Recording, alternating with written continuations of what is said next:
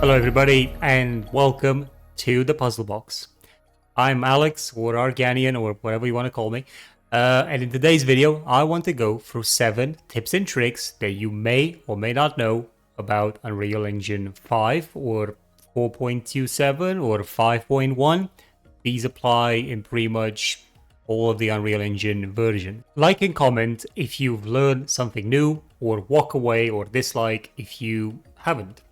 But to incentivize you guys to like, comment, and subscribe, I've got some exciting news. I am giving away all of my projects to one lucky subscriber. So all you need to do to enter is you have to comment with maybe your own tips and tricks in this video, or tell us what's something new that you've learned from this video that you didn't know about. Please like the video and subscribe to the channel, and you have a chance to win. So that's it. I will be randomly selecting one winner from all the entries. Don't miss out on this opportunity to get access to all my projects for free. Now, many people would like to add some fog into their environments to make them look a lot cooler, but a lot of people just don't really know what to do or how to do it or how to make an animated one. So I'm going to show you a very quick and dirty way of creating a fog layer that you can add in any of your scenes, and it should work quite well for most cases that you're trying to use it. So what we've got here is we've got a fog card, and this is basically just a plane, and it's scrolling a texture across that's creating this foggy effect. So how do we go about doing that? Well, first of all, make sure you have a plane in your scene like this one here, and just make it as big as or as small as you want. And then we can create a new material. Let's call it m_fog. Now we're going to right click it as well and create a material instance, and we'll leave that there for now. To this plane we can actually add this material to it. So if I go down in here, I can add that material, and you can see that there's nothing in there right now. We don't have a color or anything like that. So we're going to open the main material so we can start editing it. And first of all, what we're going to do is we're going to set the material blend mode to translucent so we can have that opacity enabled. And then we're going to go in here and we're going to select this option in here where it says unlit. So we only have an emissive and an opacity to work with. Now, another important thing is to use two-sided so that you can see the material on both sides of the plane. Maybe that's something that you need. If not, then untick this. And the first thing that we want to add in here is a radial, radial gradient exponential. So when we have this node, we don't need to link anything over here on the left side. We just need to add a few nodes to link to the emissive and to the opacity. So I'm going to add a multiply, and you can do this by keeping your M key pressed and left click. And then I'm going to add a color node in here by keeping my number 3 pressed and left clicking. I can then hook these two together like that, and then this goes into our emissive color. As I'm going to right click over here and convert this to a parameter and call this color, so we can change the color of our fog as we like. Then I'm going to add a texture sample over here, and I'm going to search for noise, and then just look for a higher quality noise like this one, tnoise_01. With that selected, we can add a new multiply node in here, take its RGB and plug it into the multiply. Then we can add another multiply in here and plug this in like that. This point goes into our opacity. So basically this noise will decide where this color will be visible. And then what we want to also do is add a depth fade to properly integrate this shader into our scene. And I will show you in a second what I mean by this. Our radial gradient exponential, we need to put this into this multiply over here as well. And we've got 2 values that we need to add some parameters. So I'm just gonna press 1 on the keyboard and left click so I can create these single digit, these float parameters. So I'm just going to right click this and call it opacity. And I'm going to right click this one and I'm going to call it fade distance. I'm going to leave the default values where they are because in the material instance we're going to edit that. I also want my fog to be able to move, so I am going to add a panner and link this into the UV so we can scroll the UVs of this noise, which is a seamless noise. And then in here, I need a speed value. So I'm just going to add the material, connect this, convert the parameter, and call it speed. Now this should give us everything that we need for this material to work. So I'm just going to press apply. And I'm going to go back into here. You can see nothing is actually being displayed. So we're just going to double click the material instance. Let me just bring this out like that so we can see what's going on. I'm just in the material option, I'm going to start activating some options. First of all, you want to put an opacity of 1, and now we can see the noise in there, but the color of the noise is black, so we can switch that maybe to let's do a red so we can see that. If you increase the opacity, you'll be able to see the noise even better in there. Now we have this fade distance. So what you're noticing is that where the plane ends, where it sort of intersects with this landscape, with this floor, it's creating this hard edge. So if you increase the fade distance, you are now making a nice blend with that. I'm also going to just increase that opacity a bit more in there. Maybe the red color might be a bit too much. But I can have a look in the speed, and in here, if we start, increasing this number, so let's do a minus 0.5, you can see it's going in that direction, maybe minus 0.1, so it's going in that direction. So it really depends on what kind of a color you're going to use, because the some of the colors are more visible than others, and we can increase the opacity here. We can increase the depth fade so that we get a nicer sort of blend. And I'm going to change the color maybe to a blue, something that looks more foggy. We can obviously have a look at making whiter or bluer, but as I said, the opacity plays a huge role in selling this sort of effect. And you can go in here, you can go in the material itself and start playing with things like the density, the radius, and so on. But I'll leave that to you guys. I think this fog is really, as I said, cheap and dirty, and it does the job very, very nicely. Now in this very basic scene, I would like to have a look at making sure that I've got shadows being casted by these 3 pillars, but without actually seeing the pillars themselves. And that's a very interesting thing, a very interesting approach to create fake shadows. So in order to do this, you have to go down here where you've got the option where it says, cast shadow, but it's also got the option where it's visible or actor hidden in game. Now, you definitely don't want to use actor hidden in game, but you do want to untick the box where it says visible.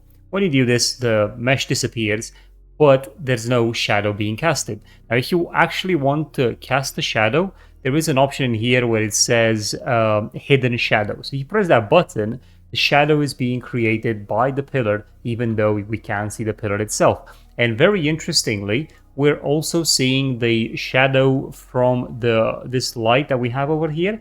So that's very nice. We're seeing the one from the directional light, but we're also seeing the shadow from this little light point over here. And you can do this for any one of these meshes. So, just tick in the hidden shadow and then make sure that the mesh itself is actually hidden. And we can see it in here. So just not hidden, but invisible. So this will now show up in your game, or in your render. You will not be able to see the mesh, but the shadow will be casted. So you can load up any kind of mesh that you would like, and this will create a very interesting composition for your scene depending on what you're doing and how you're achieving. Very nice trick in Unreal Engine is to use lighting channels for your meshes so that multiple lights can be used in the scene and they can affect different materials, different shapes in the environment based on the lighting channels that you've chosen.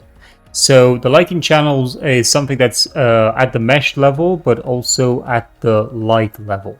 So in this very basic scene, I have got 3-point lights. I've also got a directional light, but we're not going to talk about that because the same information applies for the directional light as well. So you've got 3-point lights. One of them is blue, the other one is orange, and the other one is green. And we also have 3 shapes here, 3 cubes, which are now rectangularly shaped. And we've also got our floor.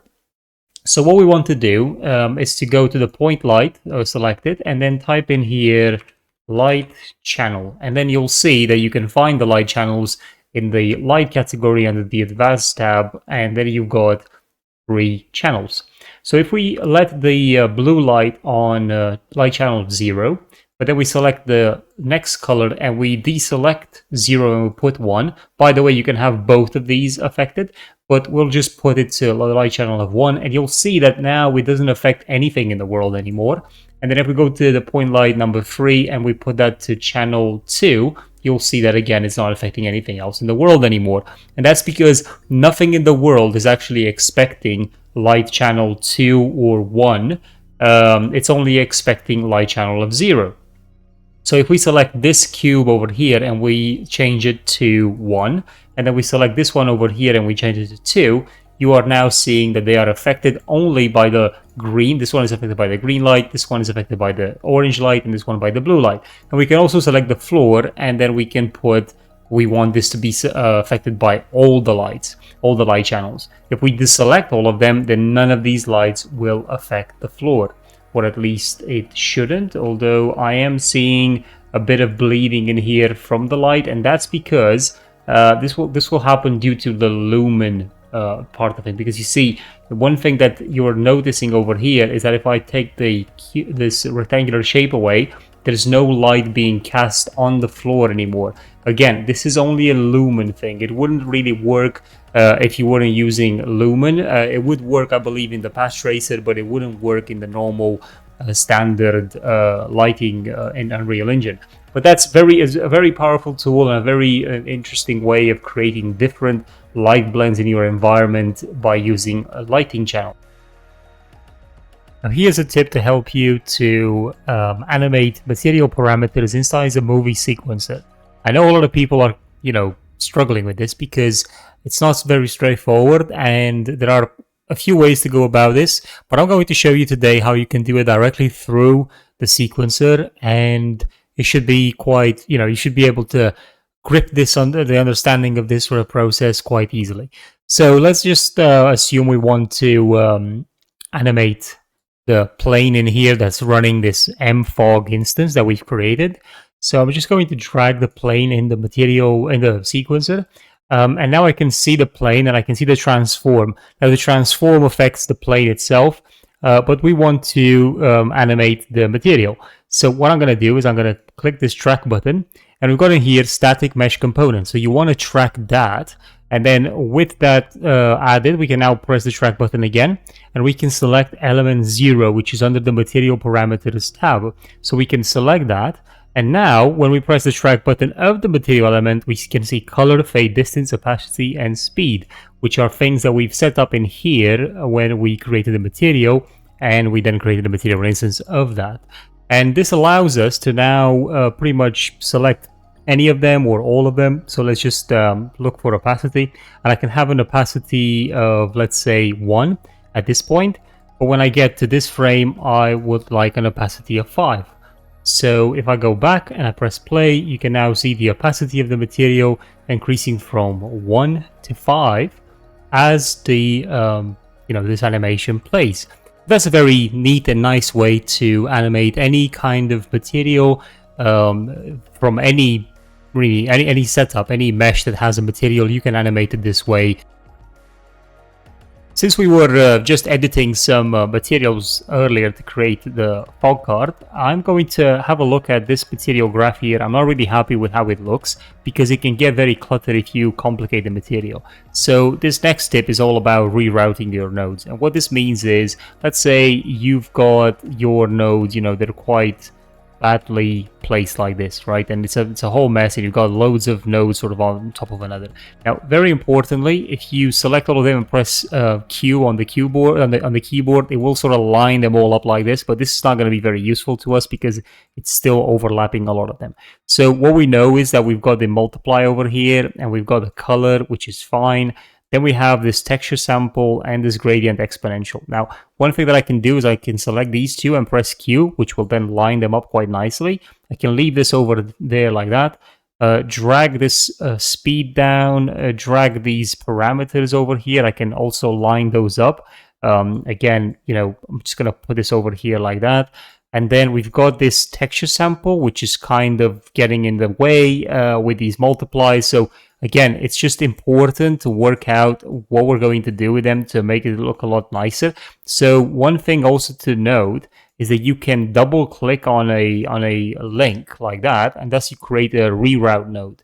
And what this allows you to do is it allows you to connect from here. It allows you to connect multiple points, multiple nodes. So, with this one here, I could do this, which you can see now I've got a reroute node that connects both of these multiplies with that exponential through this one common point. I could also bring one here and sort of create, a bit of a better shape like that, and just line them up a bit more so that they're nicely lined up. You can also create another one over here to sort of pinch it a bit, something like that. You can also select them and press Q, but that obviously just aligns them on the horizontal and not the vertical. So this should allow you to better be able to prepare the material node so it looks nicer, it's more neat and so on, because trust me, some of these nodes can get crazy in their complexity. When you have a node that's spans for multiple series of connections, you will need to keep a track of where everything is and how they're all connected so it looks nice and neat and tidy. As you can see over here, I've just tightened it up a bit more. Obviously I could do more if I wanted to, but this is a simple material. Far more complex systems can be created, and this can also be done in the blueprints as well, not just in the material shader. So keep that in mind and definitely use it because it will help you in the. Here we have a tip that's definitely going to favor anybody who makes Unreal Engine cinematics. So console variables added to your render setting, which is basically something that you can create with a movie sequencer. When you have your movie sequencer and you've loaded up the a render in here, so let's say this sequence over here in the settings, you can have a config, and the config could be like this one here that I've just got opened, and then that means that you will render with that config that you've set up. Now this is you can't skip this step if you're rendering anything with a movie sequencer, because otherwise it won't work. So you need the movie render queue and a config in order to get anything out. Now in here you can press this plus button and you can add any of these parameters. And one of the things that I like to do is add the console variables. And what this allows me to do is to write these console commands and a number to improve the quality. So what I like to do is improve my motion blur, and by a factor of 5. I'm also working on how the motion blur separates per frame, the depth of field quality, bloom quality, tone mapper, and lumen reflections. I like to improve. I think these two with the lumen reflection ones don't necessarily work anymore now, since in 5.1 we had some improvements to the reflection shader for lumen, so I think that's no longer necessarily needed. And I've also added my volumetric fog.grid pixel size, which is really good if you want your volumetrics to look very crisp, but I would recommend putting this to 4, otherwise at 2 it might crash if you don't have enough video memory. And then the grid size at 256. By default, the pixel size, I believe, is 8, and this is 128. So I'm using it at 256, which will give you a far better volumetric looking clouds.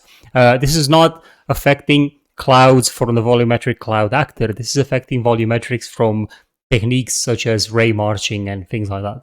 Now, another thing in here on the output, just make sure you use settings like this if you're not sure, in terms of resolution, and if you want to use a custom frame rate, so you can put whatever frame rate you want. You can also add a high resolution, which allows you to, for example, render a scene in 2 tiles, which will help reduce the memory RAM consumption. But this could also trigger some unwanted effects when you're doing when you have any spatial screen effects in your scene. They might actually not show properly. I'm also adding a game override, so this is for me to override a game mode, and also things like I want to disable texture streaming and other things in here that will help to get a better quality of my render. And then I'm also adding anti-aliasing, which is actually very important in a render for cinematics. So the more samples you put over here, you've got to make sure you've got the anti-aliasing set to none to get the best possible anti-aliasing method. This sample count if you put this higher, so let's say from 8, this means that it will render 8 frames in order to get 1 frame out. So if you have something that maybe looks blurry or maybe looks, I don't know, pixelated, then this setting will help reduce that because it will render 8 frames to stack into 1, and you can go up to 64, which, you know, at 64 you'll get the best possible image. So especially for still images, I would definitely recommend this, but for a video, this might take a long time if you bump this number too high. The deferred rendering is something that you need to leave in here by default the way it is, otherwise you won't get any renders out. And then just the exports in whatever type of format you want to export your render. And that should be it, but remember, these console variables will definitely improve your render. Now this final tip and trick is all about saving space. Now Unreal Engine is notoriously known for taking a lot of space of your hard drive. So if you're really struggling and if you really want to reduce that amount of space that Unreal Engine is taking, then first of all, make sure you uninstall the Unreal Engine that you don't need anymore, and you can do that by pressing the X button over here in the launcher. But also you can click this drop down menu here, drop down arrow, and you've got an option called, well, it's options really. So when you press that, you've got installation options. Now by default, Unreal Engine will automatically have things like Android and iOS and Linux, I believe, already ticked on. So what you want to do is come in here and untick them and then press apply. And once that happens, Unreal Engine will reduce its size considerably. If you look in here, we've got our templates and feature packs, you know, engine source, starter content, and the core components are the only thing that you need to keep for your Unreal Engine to run, and you will save a lot of space. So I hope that's useful. Coffee, man. This is the lifeblood of Arganian's puzzle box, honestly. If you really want to support the channel, if you really want to show your gratitude for these tutorials, then please have a look at my projects, you know, get one. It's probably the cost of a coffee. So I hope you guys enjoyed those tips. Remember, if you like, comment and subscribe to the channel, you are going to enter a giveaway where you have a chance to win all of my projects. So stay tuned for the next video, and if this particular video is successful, I might do another one in the future. And also, depending on the comment that you leave, if you want, you can leave your own tip and trick, and I might feature it in a future video and give you credit. So I'll see you guys in the next one. Thank you for watching.